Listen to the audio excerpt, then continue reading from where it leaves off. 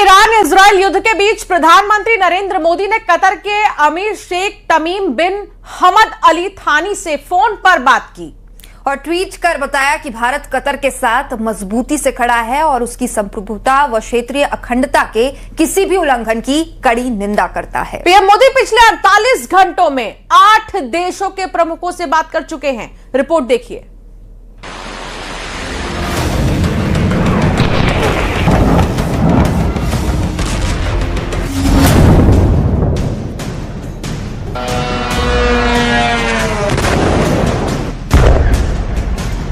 कुछ ऐसे काम है जिसे करने के पहले एक बार नहीं बल्कि 100 बार आप सोचिए। जैसे अगर आप कोई डील करने भारत के प्रधानमंत्री नरेंद्र मोदी ने मंगलवार को ओमान के सुल्तान हैथम बिन तारिक, कुवैत के युवराज शेख सबा अल खालिद अल हमद अल मुबारक अल सबा और कतर के अमीर शेख तमीम बिन हमद अल थानी से बात की है। पीएम मोदी ने पश्चिम एशिया में जारी संघर्ष के दौरान उनके देश पर हुए हमलों को लेकर चिंता जाहिर की।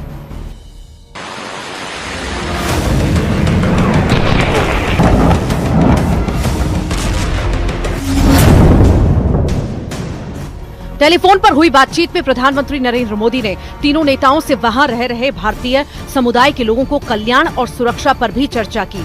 एक अधिकारी ने बताया कि प्रधानमंत्री ने मंगलवार दोपहर बाद खाड़ी क्षेत्र के 2 महत्वपूर्ण नेताओं से बातचीत की। उन्होंने ओमान के सुल्तान हैथम बिन तारिक और कुवैत के युवराज शेख सबा अल खालिद अल हमद अल मुबारक अल सबा से फोन पर बातचीत की है।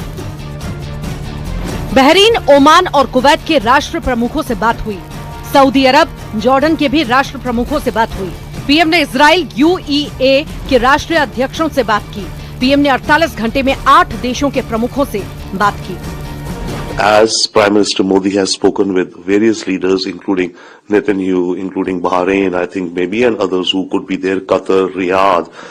These are all partner countries with whom we've had very strong ongoing engagements.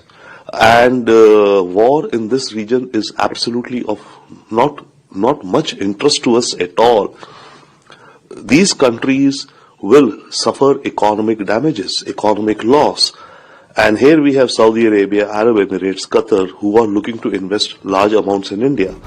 America और इजराइल द्वारा ईरान के खिलाफ शुरू किए गए संयुक्त हमले के बाद फोन पर यह बात हुई है। प्रधानमंत्री मोदी ने पिछले 2 दिन में बहरीन के शाह और सऊदी अरब के युवराज से बात की और दोनों देशों पर हाल ही में हुए हमलों की निंदा की। मोदी ने कहा कि भारत इस कठिन घड़ी में उनके साथ एकजुटता से खड़ा है।